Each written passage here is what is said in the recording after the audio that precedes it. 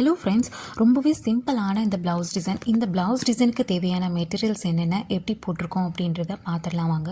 ரொம்பவே சிம்பிளான டிசைன் தான், பார்க்குறதுக்கு ரொம்பவே நீட்டாக இருந்தது. இதோட சாரீ கலர் பார்த்தீங்கன்னா ஒரு நாகப்பழ கலர் டார்க் கலரில் சாரீ ஃபுல்லாகவே காப்பர் செரி ஃப்ளவர்ஸாக இருந்தது. இதோட பார்டர் பார்த்தீங்கன்னா நல்ல பெரிய சைஸில் சில்வர் கலரில் வந்து பெரிய பார்டராக இருந்தது.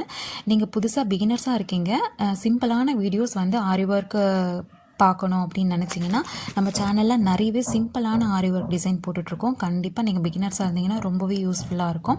இந்த சாரீக்கு மேட்ச் பண்ணுற மாதிரி த்ரெட்டை வச்சு நான் இந்த டிசைன் பண்ணியிருக்கேன். சில்வர் கலரில் பார்த்தீங்கன்னா 3 லைன் ஜெரி லைன் கொடுத்துக்கலாம்.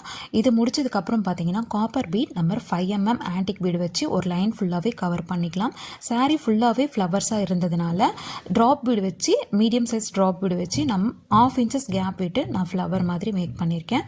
இது பார்த்தீங்கன்னா number 4 mm antique beat silver கலரில் வந்து நடுவில் நான் கொடுத்துருக்கேன்.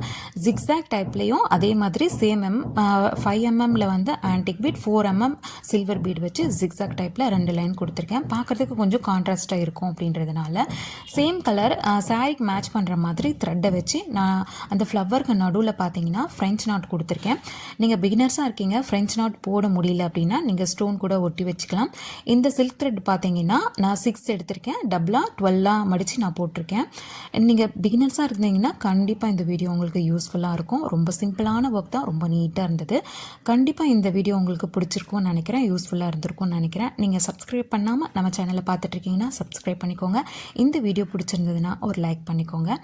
தேங்க்ஸ் ஃபார் வாட்சிங்.